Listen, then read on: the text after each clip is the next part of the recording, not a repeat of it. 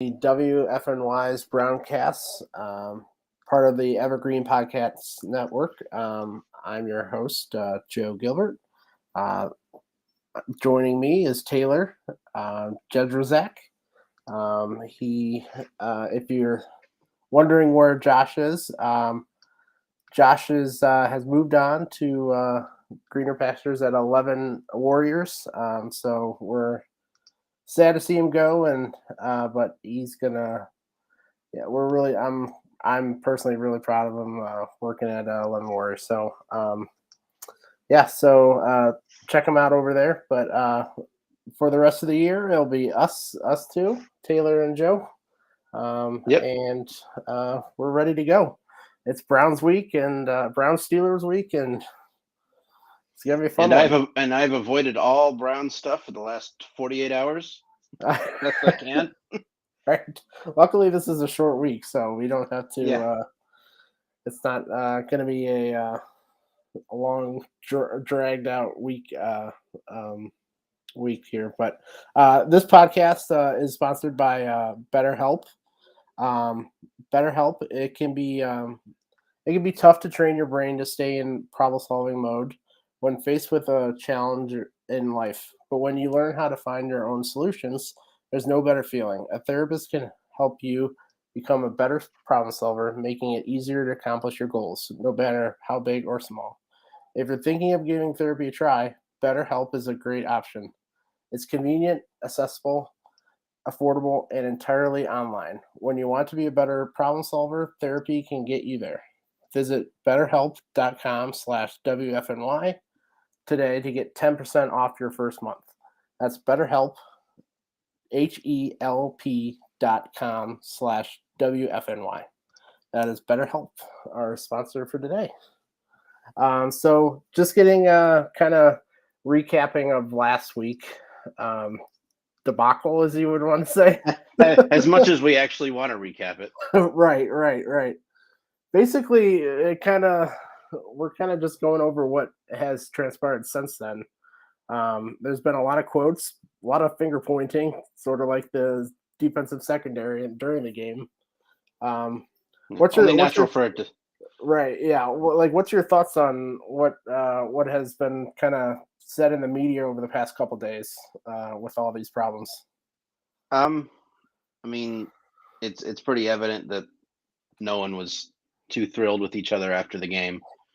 They worked it out. It seems like. I mean, it just came out like 7 minutes ago, as of this taping, that they held a players only meeting. Um, kind of rare for that to happen in week two. I feel like that might be the Right. earliest players only meeting in like the Yeah. history of the league. Seriously. Yeah. Yeah. It's But it's interesting. It's like you kind of get different answers from everybody. I think it was Stefanski said it was on him for not telling Nick Chubb to kneel or to lay down to before scoring his last touchdown. Nick Chubb said it was on him to know that the situation. It was Denzel Ward who said it wasn't his fault in coverage. Grant Delpit says it's miscommunication. He wouldn't say whose. And then Miles Garrett kind of just talks about how the Browns fans shouldn't be booing. So it was kind of a wide variety of responses. But hopefully we can kind of move on. Hopefully, if this team can play well on Thursday, kind of wipe. It's not going to wipe away what we've witnessed because I don't think we're ever going to forget that no, this. I think that feeling sticks with you. Right. Yeah, that's never gonna change. But at least it will hopefully make you feel a little bit better if they can get a W on Thursday, which Yeah. kind of leads us into Thursday. It's the Pittsburgh Steelers. They're 1-1 heading into this week. They beat the Bengals first week and then lost to who did they lose to? They I'm lost to looking New for England. New England, yes, New England, in a low-scoring game. So, what's your just initial thoughts on the Steelers, their strengths, weaknesses? What's your thoughts? I feel like I mean, you can never underestimate this team until they give you a reason to think that they're bad. It's hard to believe that they're actually bad. Defensively, anyway. Offensively, I think it's pretty well known that they're not very good right now. Yeah. But there's been plenty of bad Steelers teams over the years, or quote unquote bad Steelers teams that have come up against the Browns and still managed to put them in their place somehow. Yeah. It's infuriating at times. It's depressing at others. I don't think that they have the offensive firepower to really take advantage of, like, even the Jets were able to take advantage of what the Browns have been screwing up on offense or on defense, because they have the receivers to they have very shifty receivers that are able to get open in space, and that goes against how the Browns kind of play zone defense. It just seems like they want to keep people in front of them. Sometimes. Yeah. Yeah, unless you're running wide ass open down the far sideline. But I think the more I thought about this game, the more I think it's probably going to end up looking like, and I hope it doesn't end up exactly like this one, but I think it's going to look like that Thursday night game towards the end of 2019, made infamous for reasons, but I think I have a feeling it's going to look sort of like that game where the Steelers are somewhat overmatched in trying to score points, but the Browns are never able to actually pull away. That game ended up being 21-7. I think the Browns scored on a pick six late, or they had an interception late that they returned down to like the 8, and they scored. But that was Mason Rudolph, right? I think Mason. Yeah. Well, yeah, because he got smacked in the head with a helmet. Oh yeah, that's right. It was that game. That's why it's infamous. Oh yeah. But I think that's kind of how this game's going to look, because until the Mitch Trubisky-led offense can prove to me that they are capable of scoring more than 16 points themselves in a game, right? And I find it hard to believe that they're gonna, like, the first team to 20 should win this game. I would think that too. I definitely agree. I like the analogy on that. On the 2019. It's definitely like they have the receivers, like they have talented receivers. They have Deontay Johnson. They have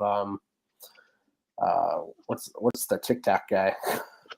Oh no, he's gone now. Unless you're talking about Claypool. Claypool, yes. Yeah. He's probably TikTok too. And then so they got the receivers, they got the running back. Najee Harris is really good.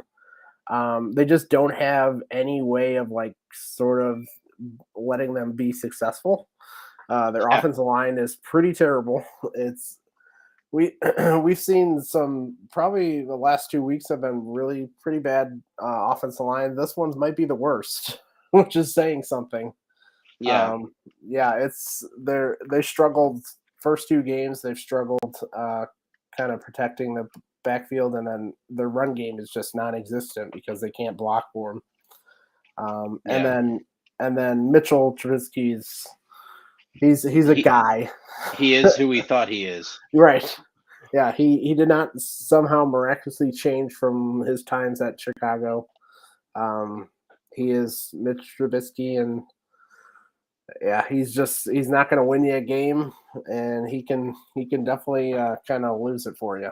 So to be fair to Mitch Trubisky, you said the exact same thing last week about Joe Flacco. So that's true. At least he has some experience in winning. Yes, at least he knows what it feels like. Right. So I think it's going to be an interesting matchup, because obviously their defense is still the Steelers' defense. It's a little bit lesser now because T.J. Watt is out for several weeks now with a pec injury, I believe it is. So that's definitely a kind of aid for the Browns, but they still are. It's still a Steelers defense. It's still going to be tough going for the offense, especially. Um, they've kind of never had really good success against this Steelers defense, no matter who was playing back there. And then, Yeah, yeah, and as you just kind of think about it, Tomlin just keeps you in the game as a coach. He's a coach that they're never out of you hardly ever see them get blown out, and you never see them go under 500, even though some of these teams that they've had in the last few years, you would think they would go under 500. this team But is definitely one of those right, that yeah, should, and in the end, it should and be under what 500. are they right now? 500. It's funny. Yeah, It's yeah. It's going to be a tough matchup. I think this is just compared to the other two teams, they're pretty much equals. I would say that I would put them all in sort of the kind of same batch. I would put probably Carolina a little bit lower, but yeah, it's going to be an interesting game, and it's another game that the Browns need to win and should win. yeah. I think the way that I view it is that I still don't think the Browns have the mental edge over the Steelers. They need a couple years of beating them pretty consistently to have that. I still like, and that might just be the fan perspective. I don't know what the team perspective is, but I don't. The Browns haven't swept the Steelers since they came back. Um, more times than not, they've been swept by them. Right. So none of these the players on this team have gone through a season with without losing to the Steelers. So anyone who's been on the Steelers for a long period of time, which I don't think there's that many of anymore. I think a lot of these guys are relatively new, but Mike Tomlin's still there, and he knows he just has the confidence to beat the Browns because that's all he's ever done. Right. Sort of like Joe So Flacco. yeah, so like he's never gonna say it, but like in his own head, like he probably agreed with Juju that week that the Browns are the Browns until proven otherwise. Yeah. Yeah. Yeah. And Definitely. yeah, and then I think the Steelers sweep the Browns last year. Yeah, they did. Yeah. They did 15-10, and then that Monday, whatever you want to call Monday night. That was give up week. They just that was the end of the season. That was just like the drudge of the season there. Yeah, it didn't help that they were eliminated from the playoffs like 4 hours Right. earlier. But Right. Yeah. They played like it. yeah, but I don't in on paper the Browns should win this game. And I think I want to say last I saw, and it could be different now, they were up to 5.5-point favorites. I have it 4.5, at least according to FanDuel. But yeah, so depending on where you go, more than your average home spread, which is usually around 3. Yeah. But had the Browns beaten the Jets like they were supposed to with Right. 2 I wonder minutes to how go much last higher week, it would be. it had probably been around 7. So Right.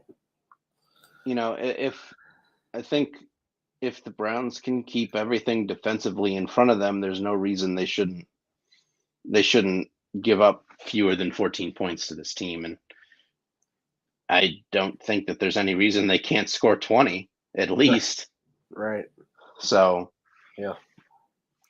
Okay. Yeah. So yeah, I definitely agree. It's so just kind of going based off the matchups here. What do you think the Browns' advantages are on offense? We kind of went over what the Steelers' weaknesses are, but how do you think the Browns are going to kind of attack them on offense? Kind of like key units and players there. well, I think without having TJ Watt there, a lot of things become easier between both running the ball with Nick Chubb and Kareem Hunt, who have had pretty decent success against the Steelers. I wouldn't say they've run all over them at any point, but like they've never really been shut down by them either. So I would imagine it only improves with TJ Watt not out there. I mean, their linebackers really aren't anything to write home about. It's their secondary that would really kind of give anyone fits. And I think if Browns fans are going into this weekend thinking that Jacoby Brissett's going to do what he did last weekend and play as well as he did, I think you're probably mistaken. I would not anticipate that because I just don't think they're going to put him in a position to throw a pick six to make a Fitzpatrick and change the game. Right. So like that's like the one player left on that defense that you truly want to avoid. Mm-hmm. So I don't think Stefanski is going to let Brissett get put in the position to get victimized by him. Yeah, definitely agree.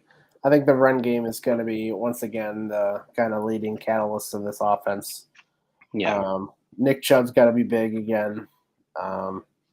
It's definitely not one you want to pass against when you don't have necessarily the talent on the outside and then talent in the backfield. It's definitely not a one you want to kind of pick on. I mean, I have no doubt that Amari Cooper could beat Minka on a few routes, but I don't want to test that all game. I'm not. Right. I think the matchup to probably test is any of their linebackers against Njoku or Kareem Hunt out of the backfield. Yeah, I think that would be the things to pick on, and then just keep up with the play action because the defense is historically pretty aggressive. So if you can burn them on a couple play action plays, you open up the run. And I don't think this game has to be that difficult. I don't think you're looking to scheme up a whole bunch of new things. I think you're just trying to do what you do best and avoid making big mistakes, which is one thing that Jacoby Brissett is good at. Yeah. It's I think it's gonna really be telling. I think the defensive line versus the offensive line, it's gonna be very important that the Browns kind of protect well and then kind of make ways in the run game, because it's gonna be that's the matchup to watch. It's gonna be a battle because even though they don't have TJ Watt, they still have Cam Hayward. They still have Chris Wormley and all those guys.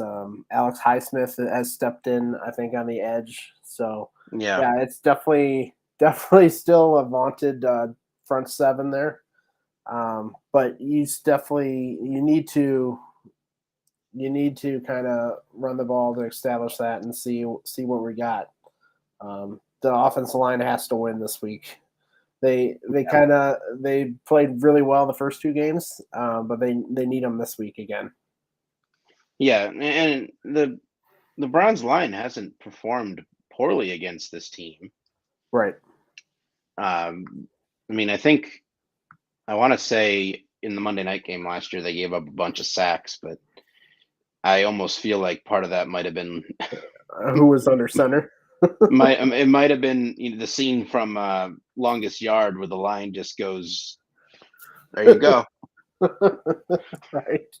Yeah. But they really haven't played bad. Like, if you look back just at like kind of the history of the past couple of years, like they haven't really performed poorly against this defensive front. It's just been quarterback play, as we always say, making mistakes, turnovers. So yeah, it's definitely going to be interesting to watch. See what happens. Yeah, I mean, I just think it's a game where you have to not beat yourself, because I don't think the Steelers can beat you if you're not beating yourself. Right. Yeah. And I didn't think the Jets could beat you if you didn't beat yourself. And for 59 minutes you did, or 58 minutes you didn't beat yourself. Right. And the last two you buried yourself 6 feet under somehow. You used a backhoe to put yourself in a grave. Right. Even when there's outlets to get out of that hole throughout the whole thing.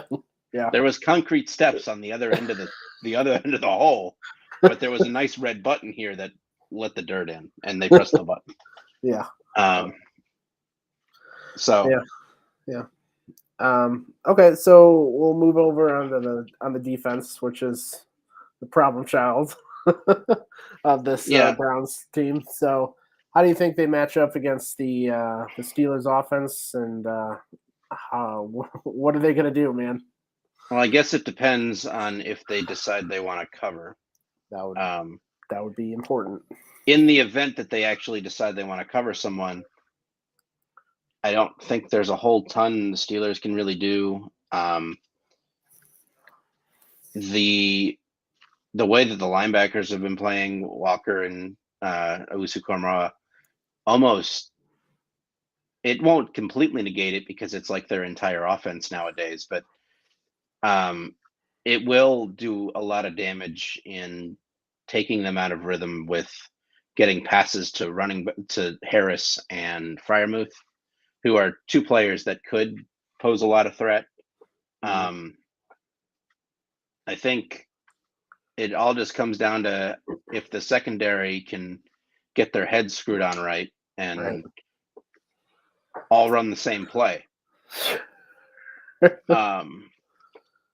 also with the news the last couple days about how they don't think Clowney is going to play, and they're being very secretive seemingly about Myles Garrett, who I don't remember getting hurt during the game. No, yeah. But he's on the injury report, and anything that Stefanski says about him is we'll see. I hope he's just being very Belichickian about that, and just not giving it away, because I think this defense without Jadeveon Clowney and Myles Garrett and one of their backups in Chase Winovich, I don't know how they generate any pressure on through a bad offensive line. Right. Yeah. So the Myles Garrett is definitely something we're gonna have to watch in the next couple days. Yeah, and unlike the first two quarterbacks, like Trubisky can actually move himself. Sure. That's a good point. Very good point. I mean, Baker scored on the ground, and Flacco had a nice run early in the game, but like Trubisky, for a while there in Chicago, all he could do was run the ball. So yeah, so it's a different threat they're gonna have to kind of. I don't think he has. He definitely doesn't have the arm of the first two, like strength wise and all that. But Trubisky kind of hurts you in another way. He can run with the ball. So definitely have to watch through that. I think Myles Garrett. It's going to be tough because they already are out with Jadeveon Clowney. So allegedly, I don't know if they've confirmed that he's out yet. I honestly didn't see an injury report today. I think I saw yesterday that he wasn't going to play. I think still, like Stefanski said, he's not going to play. But I was at the game last week, so I actually saw him get injured, and he looked really uncomfortable, twisting that ankle, I believe it was. So it's if they don't have Myles or Jadeveon Clowney, it's going to be because something that we have to kind of talk about is like the pass rush has been pretty good. Aside from the final minute and a half, on Sunday, I feel like they were like just dead tired on that one. It definitely felt like they were winded. Yeah. So that hasn't been the issue. It's just been the coverage. But if you lose your top two starting, really top tier edge rushers, that's gonna really put a dent in it. It's not gonna help the coverage at all. No. The coverage has actually been aided, but now they don't have that safety net, and that could be bad news, or it could be kind of a stress on the coverage to be better to what they've been. It's as we've been talking about. It's just going to come down. It's pretty simple just on this side of the ball. It's if they can cover, if they want to cover and talk to each other, it's going to be all right. If they don't, it's going to look like the Jets game. Or the Panthers game. I mean, both of them had second half Panthers game. I mean, they've given up at least 21 points now just because they blew coverage. No, 28 points just because they blew coverages. That's wild. Yeah, I think they have 5. I think I saw a stat. Someone, I think from PFF, said I have 5 blown coverages this year, and the next highest is like 2. So it just kind of gives you a base point of where this defense secondary is. I still I've been thinking about this past couple days. It's so talented. I just can't believe that it'll continue. Something will. I'm hoping that the leader, like Denzel, he doesn't usually speak up. So when he does speak up, hopefully it kind of does something. They need to figure this out because there's just too much talent on there to struggle this horribly. Especially because right now, I mean, it might be. I mean, I'm not going to blame the fact that the defense has screwed up a few plays on this, but right now, it's kind of on them. Like Yeah. for the next 9 games, it's on them to put the offense in winning positions. And they did that against the Panthers for most of the game. And then they let Robbie Anderson do the one thing he does. Mm-hmm. And then they did it for most of the game against the Jets. And then they let Corey Davis, who he doesn't even run streaks that much, Yeah. run That right wasn't a by him. streak. That was just run. Hey, I'm down here. Like that was just. I still can't get over that play, but yeah, it's based on the coverage, and if they wanna cover today in the game, they're gonna be successful. Yeah, I mean, I don't know what the weather is there. I know that there's been some weird Thursday night games weather-wise against the Steelers. I can't imagine it's going to be It's supposed to be cooler, -4 wind chill like the right? game they sacked Ben 9 times. So it's supposed to be like cooler. I think like 60s, which is still warm for Cleveland. Yeah, I think the wind is supposed to be anything at night on the lake. It's going to be a little bit windy, so that could be a factor. But yeah, yeah, it's going to be a fun one. Hopefully. yeah, yeah. I hope Cade So York gets a chance to make some field goals so that he yeah, can get flush that. that out of the system. Yeah, I almost it did look like he struggled from extra point range on Sunday. He almost missed the first one, and he did miss the last one. yeah. So, you know, just get him on the phone with Phil Dawson. He'll teach him how to do it. But Yeah. It's um, interesting. That was his first. I know he played the preseason, but like first regular season at the stadium. So maybe it was nerves. Maybe it was just kind of getting familiar with the wins that happen on Sundays in Cleveland. So yeah, yeah, definitely hope he kind of gets out of that little funk there. yep. So what are your keys to the victory? Kind of to Cover this, wide receivers. right. Well, that's what I was gonna say. Like cover wide receivers and run the ball. Like Don't cover it's wide not receivers and don't turn the ball over. right. Like It's a the pretty only simple way recipe. I feel like the only way, and I can look this up. I'm gonna look up their drive summary from week 1. But I feel like the only way the Steelers scored against the Bengals were short fields. Yeah. Interception return for a touchdown. Let's see. I need this one.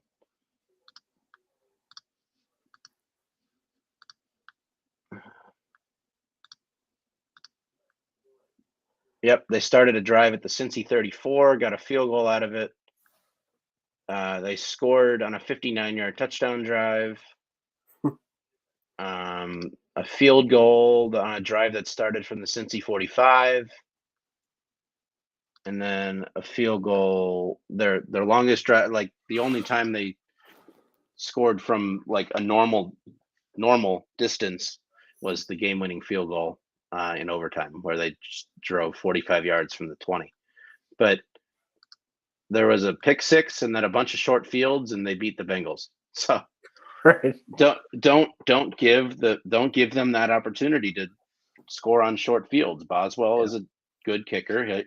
He never misses kicks in Cleveland because I don't know why.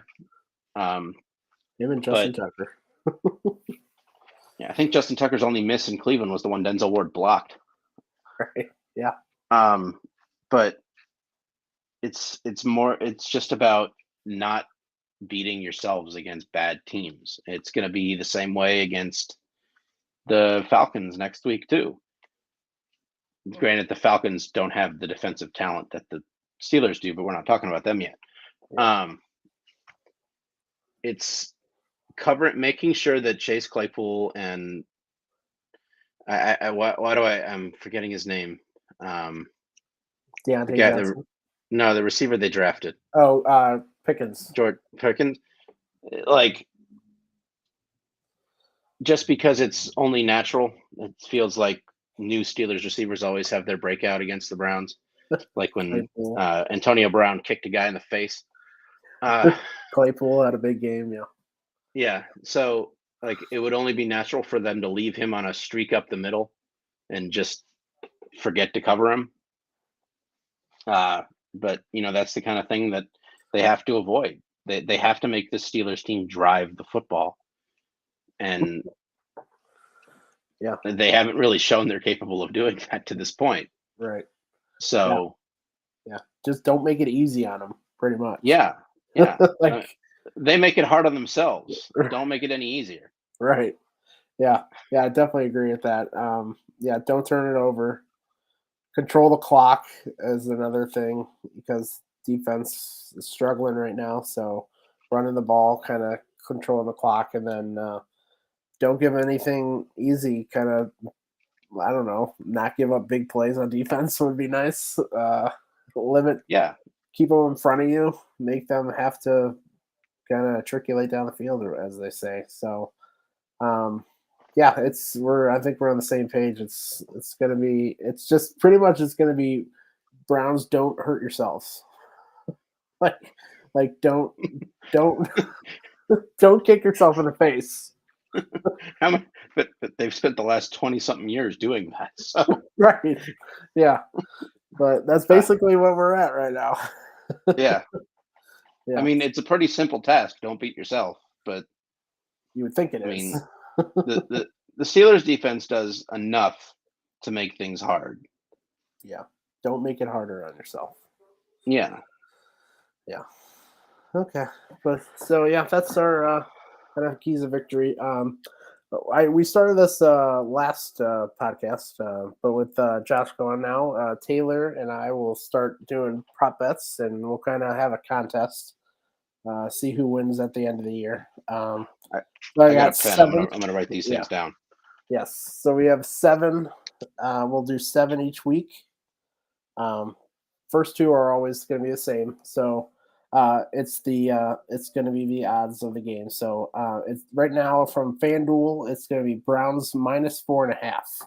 What's your thoughts? Well, I'm sticking with my 2019 feeling that if the Browns are going to get this done, it's going to be a kind of a shutdown game like that.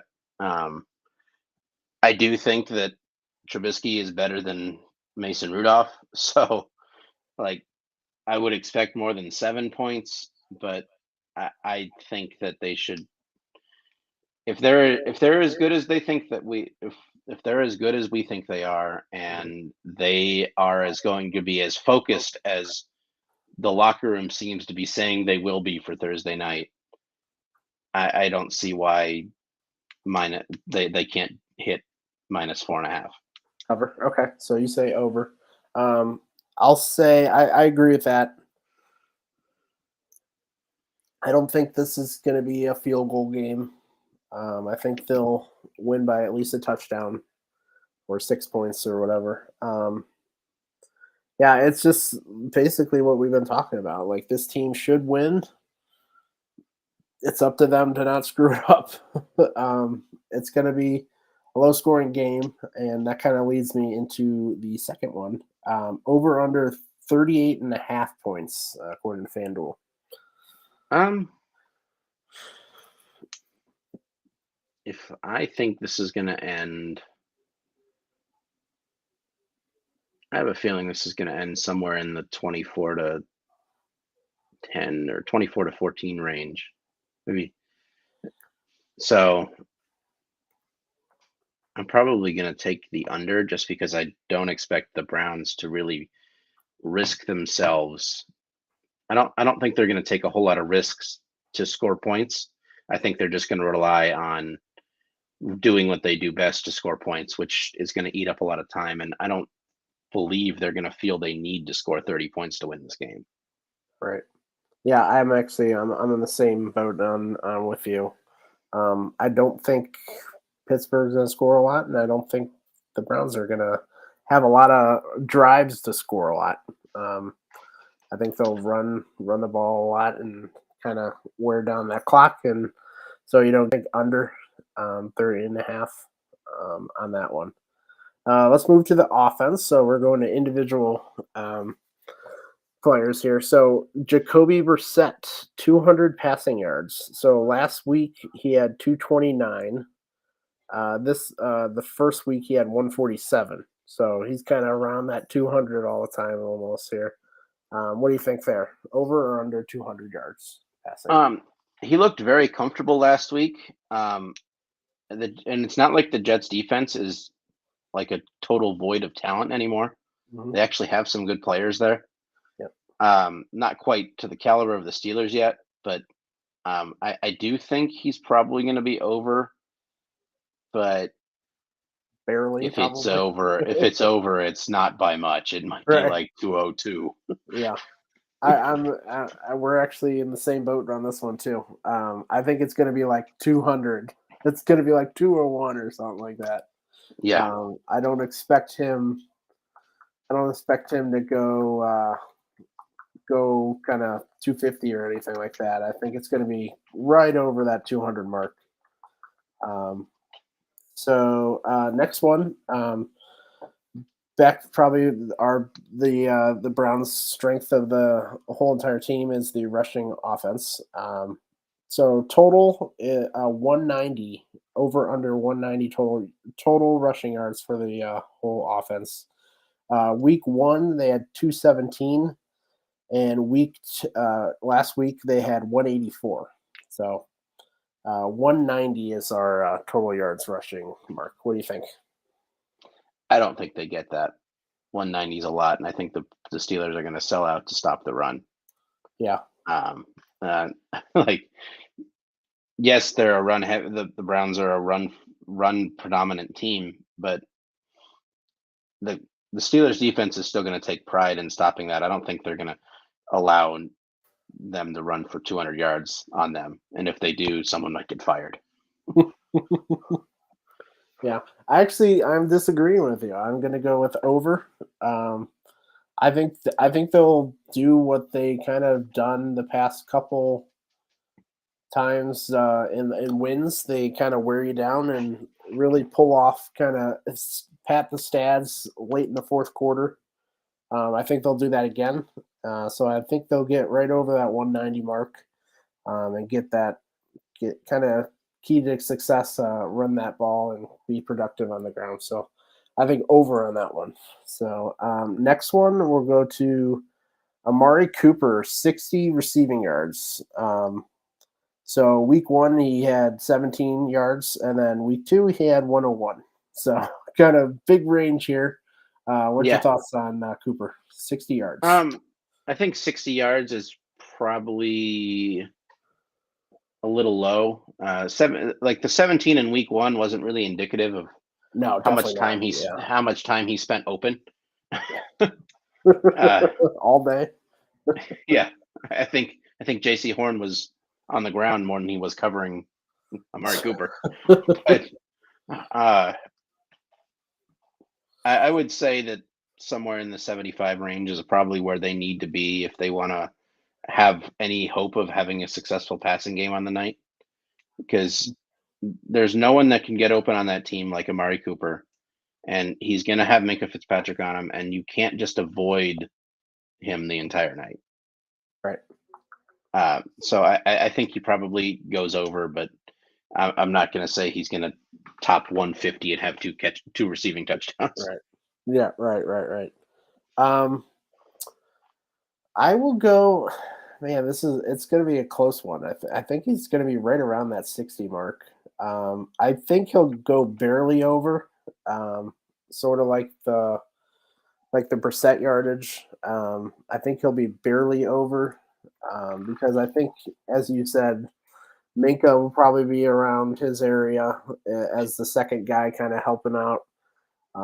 Just I think a lot of their attention after last week, where he pretty much dominated for much of the game. I think they'll kind of be looking for him. So I think that he'll be over, but not by a lot. Yeah. Now we go to the defense. Browns defense. This is going to be a tough one because we don't know who's playing. Is like you would normally think there'd be an over here, but Yeah. 3.5 total sacks as a team. I think for now I'm gonna go under because I think even against the Jets, who like were pulling dudes off the street last week, Yeah. they managed 2 sacks. So I'm gonna go under on that one because they are most likely not gonna have Clowney, and who the hell knows what's going on with Myles Garrett. So Yeah. they need more if they want to be as dominant in the game as they should be. But I'm gonna go under the 3.5. Mhm. Yeah, I agree because we already know Jadavion's out. Miles is going to be hampered if he does play. And it just, with this coverage, like they're getting to the backfield. They just aren't allowing enough time to get there. Yeah. So I think the coverage won't help at all, kind of get that a mark. So I think maybe 2 or 3. Because I think they're always going to be kind of around that if both of them or one of them plays. But I don't think more than 3.5. So I'll say under 2, under 3.5. So last one. This is one of our keys that we were talking about. So this is 2.5 total turnovers. So both teams combined for 2.5 turnovers. The Browns haven't really turned the ball over that often, but they haven't really taken the ball away. So it's going to be an interesting kind of thing to watch here. So what do you think? Over under 2.5 total turnovers combined. Well, eventually the Browns' horrendous fumble luck is going to come back to them a little bit. Seriously. I mean, they didn't force 5 fumbles against the Panthers. I think they forced 2. They didn't recover either of them. They forced a fumble last week, didn't recover it. I don't know how. I think Clowney fell on it and it then didn't fall on it. But I think, one of the ways to keep this offense feeling like they can't get the job done is to turn them over. And I do feel like it'll be over.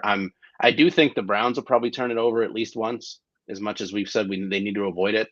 I think the Steelers recognize that that's really their only hope is to force turnovers and get short fields. Yeah, very much. So I think you're looking at a game that probably will have at least 3. I think both teams. I wouldn't be surprised if both teams have 2, and we get to 4. Okay. So you go over. I'm saying under. I agree. I disagree with you on that one. So I think the Browns, Brissett, we've seen it through the first 2 games. Unless he has to force it downfield, which he did in the last 13 seconds of the game, he doesn't take big risks. So I don't think he'll throw an interception. Obviously, fumbles are kind of hard to predict. But I don't. I just hope we're not running Demetric Felton back there to do anything kick return related. Right. Yes, that will be the key. Though, if there's any turnovers, it's going to be probably punt return. Yeah. Yeah. So Jesus. and then, oh man, yeah. And then on defense, I think they can turn over Mitch a couple times. So that's why I think it'll be right under that 2.5. But yeah, I think the Browns will win the turnover battle. But yeah, I don't think 2.5 though. So I say under on that one. Okay, so Yeah. those are our 7. Um, we're keeping track of it. Yep, I have We'll it kind written of down. yeah, we'll go over it next preview, so next week on Thursday or Wednesday or Thursday, whenever we plan on doing it. So we'll go over that and kind of keep track of it. Anybody listening to the pod, do yours and see how we match up with us. And then the last one, last kind of points here is what's your game prediction? You don't have to give an exact score or anything like that. You can give kind of a baseline of where you think it's going to be, and then who you think is going to win. I feel like I've kind of flirted around this all night. I do think the Browns are going to win. I just like they've talked so much this week about correcting mistakes and fixing the problems that they've had the first 2 weeks. That if they, even though it's a short week, if they go out there on Thursday and the same shit happens, Right.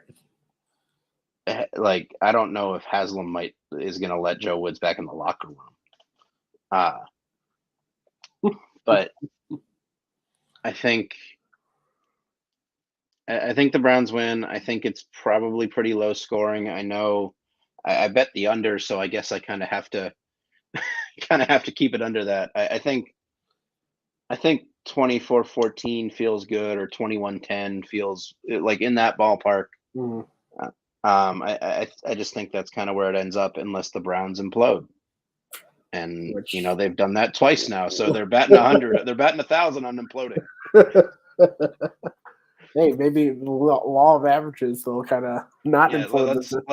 Let's enter week 4 batting 660 on implosions. Right. Yes, please. So you think win? I also think win. Browns win. It's just like this team is so much more talented than Pittsburgh in a lot of areas, a lot of key areas. I feel like the only place they're not more talented is the receiver room. Yeah. That I think that's probably about it. Yeah. It's just pretty much if they can communicate on defense, they don't kill themselves on offense. I think they'll win, and I think it'll be. I definitely agree with you. It's gonna be a low scoring game. I'm thinking maybe like 24-10 ish to 13, probably 13 ish, because I see them kind of the defense maybe improving on the big plays, but I think they'll still kind of give up those little 10-yard passes. There's always a drive where they just keep chipping away at that defense. I feel like as long as they can correct the massive busts, I can be okay with them for at least a week. Right. Still sucking on third down. As long as they sucked the entire game on third down and they were still up 30-17. Right. Yeah. So they just crap the pants on allowing big plays. Yeah. But so as long as they can fix one of those things, I'd rather it be the big play. Yeah. That I'd let it slide for a week if the Steelers are 6 of 12 on third down. Like, right. Is Mitch Trubisky capable of going 6 of 12 on third down? Well, we shall probably not. I don't know if he's historically been that good on third down. I feel like he mostly just runs himself into a sack. But never underestimate the Browns defense, though, on third down. Yeah. Never underestimate the Browns' ability to find some bullshit way to screw up. Yeah, third down is just like they used to play the Halloween song during the third downs. I always thought it was funny because it was like, oh God, it is third down. This is going to be a terrible down for this defense. I'm more terrified of the third down. Right. I'm not terrified of their offense. 3rd and 8? Nope. Still terrified. Nope. 3rd and 14? Maybe. Like it's just like every time it's like 3rd and 3, I like, oh man, this is a gimme. Like it's not a great feeling when it's like 3rd and short. Like they just it just Yeah. seems like they never have a chance on Yeah. third I down. mean, so far Joe Woods' MO has been to have these massive gaffes for 1 week and then come back the next week and the defense looks all world. Right. Yeah. Yeah. What was it last year? Was last year they had the Patriots game followed up by the first Ravens game, right? Was it the Bengals? It was the it was the bye week. Was the Patriots bye week or no? I forget who it was. But yeah, it's Uh, definitely. yeah, they had the Steelers. They had the Arizona game, Oh yeah. which the Arizona and Los Angeles back to back, and then they had the Denver game, which Denver didn't have an offense, but they still only gave up 14 points. 15 points to the Steelers, 16 points to the Bengals. Then they had the Patriots game, which no one wants to talk about. I don't even remember watching that game. I don't think I did. I remember it was Mac Jones lit them up. It was not Yeah, pretty. yeah, and then they almost lost to the Lions, Yeah. and then the two Ravens games where they didn't give up any points basically until Yeah. like the fourth quarter of the second one, where what was his name? Tyler Huntley decided to do whatever it was that he was doing. Yeah. So like Joe Woods has been very mercurial so far, and that's not really what you want. But Consistency would be nice. yeah, I'd like there to be some consistency. I don't know if we're going to get that, but I think the defense can vastly improve if they stop giving up big plays. Right. I think right now, like if you take out the big plays from the Jets and the Panthers game, they're probably like a top 3 defense in yardage. Yeah. I think Like, it was it was another there's a DVOA. yeah, I don't know, man, it might have been EPA, one of them. I forget one of the stats, but they're like if you take away the big plays and like third downs, they're like a top 5 or so defense, and then they're like absolutely last at third down. So it's sort of like kind of indicative of just how they play from each game. They play kind of each snap is kind of a different kind of performance. So yeah, it's good. I would just love one consistent game. Would be real nice. yeah, just go out there and play good defense against a bad offense. Right. I have to I mean, say, that's if basic. That's where we're at. given what has happened the last week, all the talk, this would be the game that they kind of put together a dominant performance. Yeah, this is the game they go out there and they play like the Bears game last year, where they basically shut them out and give up 95 yards of offense. Yeah, yeah. It's on national television, so people will say, "Oh, this defense is good." So yeah, And then I they'll go out definitely against the Falcons next week and get it lit up and be in a shootout, 40-32. right. Yeah. So yeah, that's where we're at. Any final thoughts on the game? We already kind of gave our thoughts. Just I don't win. know. Can we see like high school style hand signals for defensive play calling, or college Or, style big poster boards? Like, can we do or just something to get everyone on the same page? or just each like kind of like pick up basketballs. Just point each other out. Hey, this is the area I got. This is who I have. That would be nice. This is my zone. This is my zone. Stay away. We don't even care if Mitch Trubisky knows. Yeah, it's this is where we're at right now. We're just hoping that they can do elementary level kind of signals, and oh man. So yeah, that's basically is what my overall kind of thoughts are. Just don't beat yourself. Just Yeah, don't when you're playing teams that can't beat you, you don't beat yeah. yourself. Yes. Right. Yeah, and that's if they don't beat themselves, they're gonna win. So that's basically Yeah. what we got. Yeah. Yep. So yeah. So thanks for joining us today. This is my first time trying to host here, so hopefully I did well. You did. Thank you. Went well. Appreciate it. So yeah, thanks for joining us. This is a WFNY BrownsCast, part of the Evergreen Podcast Network. Thanks for joining us. Joe and me and Taylor will be back post game sometime. We haven't discussed when. We'll figure it out at a time. It'll either be after the game, way late, or kind of on Friday. We'll see. But yeah, come join us, and then we'll be always before games, Wednesdays or Thursdays, previewing the game. So thanks for joining us, and go Browns.